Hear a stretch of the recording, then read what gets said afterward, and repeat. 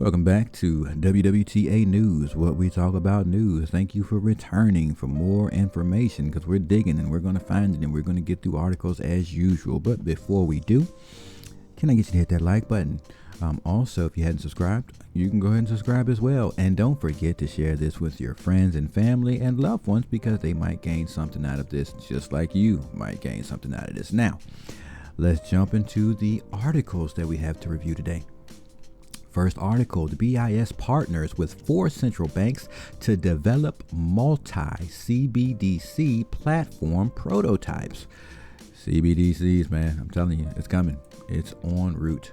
It says the Bank for International Settlements, the BIS, innovative hub partnered with central banks in Australia, Malaysia, Singapore, and South Africa to create 2 prototypes for an international settlement platform using multiple central bank digital currencies, right? So yeah, that's going to help all these countries work together hand in hand, legit, fair, and legally, right? So this is major because this is showing you, 1, cryptocurrency isn't going anywhere. 2, we will have CBDCs, and 3, these nations are already planning to work this out. They're not holding back. So if you're scared of getting into space, why are you? Let's continue. This initial phase of the project successfully developed working prototypes and demonstrated practicable solutions. Practicable. That's a practical solutions, achieving its aim for proving that the concept of multiple CBDCs was technically viable. The executive summary of the project report states, okay, all right. So, yeah, these countries are working together because they want to make this stuff interchangeable. And look, there's going to be nothing wrong with that. If Africa's holding some currency from South America, you know what I'm saying, once they understand how these things can operate and they can work together, it's not going to hurt that country's holding this currency, because look how many countries are holding the United States currency. How many citizens are holding other currency from other countries? You know what I'm saying? So, this is just good. It's actually just good news. It's really just good news. I'm cool with that. That's some good news. But let's continue. Ukrainian refugees escape with life savings in Bitcoin on a pen drive? What? They got their life savings on a flash drive, bruh? Yeah, that's major. Who's doing that electronic money, man? You ain't got to stuff it in the bag, bruh. You just need that on the little pen device or your little flash drive, bruh. You can even put it on a tablet because it's electronic money. That's major. Can you put gold on the flash drive if it's electronic? Bruh, how do you even do that? Hey, bruh, it takes skill. That's too funny. Just think about that. They took their life savings. They can continue to live and start a new life because they took their life savings in electronic money and they left the country. Ooh, that's major. CNBC reported today that a 20-year-old refugee fled Ukraine and the only money he was able to carry was the Bitcoin he held on his pen drive, flash drive. The Ukrainian going by Fade is not alone, as many people are relying on crypto to help them cross European borders. Message. Let's get another on that. Yo, bruh, they crossing borders with their life savings on a flash drive. Y'all can't even see how big that is, can you? Your life savings, right? You leaving, you fleeing a hostile environment. You can't take much with you, but you do need money wherever you're going to go. And you can't look, I'm going to go to another country, but I ain't got their currency. But I do got electronic money, which I can pump through an exchange on a device. Once I get to a device, I can get me a new device, load it up, move my stuff to an exchange and swap to their exchange and then withdraw it in their currency through an exchange or an ATM. Man, you see how that works? It's just a few moves, right? Just a few moves electronically on a digital device, and you're moving. You're still living. You didn't slow down a bit. Nah, man, I had to put all that money in a bag. Really, bro? Nah, man, I had to put that gold and silver in a bag. Really, bro? Really, you doing that, bro? Man, I'm telling you, my paintings, man, that's what my value is, bro. Really?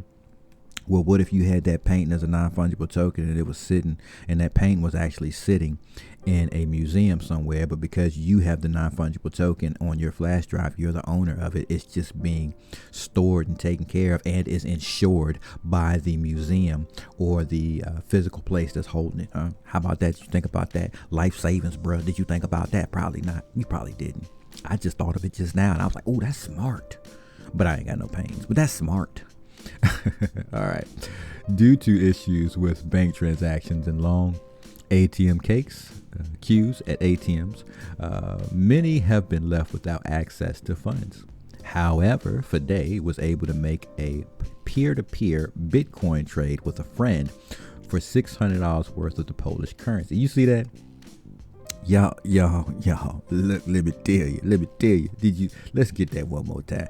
Y'all gotta see how major this is. If you're not in the space, what are you waiting for? But let's read that one more time. Due to issues with bank transactions and long ATM queues at ATMs, many have been left without access to funds. However, Fide was able to make a peer-to-peer Bitcoin trade with a friend for $600 worth of the Polish currency. I can't even pronounce that. Don't even know what it says. He then used the money to buy a bus ticket into Poland, Fide told CNBC. That's big. All right. Decentralization empowers people in dark times. This highlights a point we raised earlier in the conflict. Decentralized assets can empower displaced people fleeing war. When the centralized system collapses, all that is needed is a basic internet connection and a piece of paper containing a seed phrase.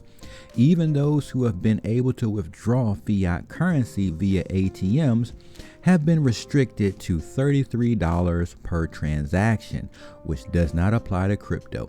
It doesn't, because bruh man just swapped somebody else crypto to another currency and he's like, boom, I'm good, right?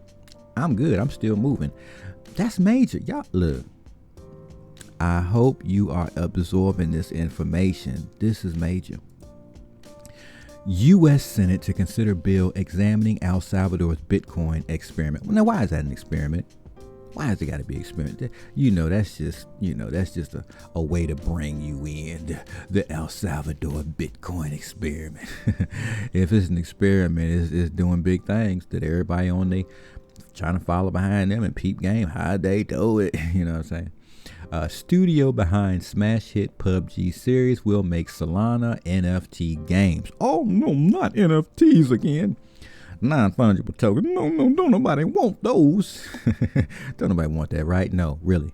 Y'all better peep game. Them non-fungible tokens are not little clips of artwork, but you're going to understand once you see it in action, and you're going to be too late. You're going to be too late, and then you're going to be outpriced, and you can say, man, all that time I was hating non-fungible tokens, man, I should have been in that space. Yeah. And of course, Solana, right? Getting in this space, Solana already doing major things. I like Solana anyway. Me and Solana, we roll. We cool. I like Solana. All right. Oil prices surging to $200 a barrel could send the economy into recession, Goldman Sachs said. Really? Recession? Oil prices have come off their highs of around $140 a barrel seen at the start of the Russia-Ukraine war, but remain uncomfortably high. Brent crude oil hovered at $122 a barrel Thursday amid concerns on a new spat of sanctions on Russia by the West. Prices for Brent crude oil have more than doubled compared to this time last year.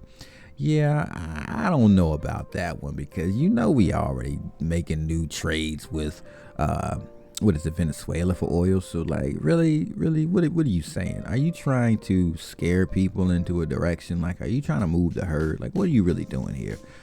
You know what I'm saying? Because we do understand. Look, the United States ain't gonna have a problem with oil for real. And so I don't know. I could be wrong. I don't know, but I know we just signed an agreement with Venezuela to get oil from the Gulf, you know what I'm saying? And we've got oil offshore, and not even that.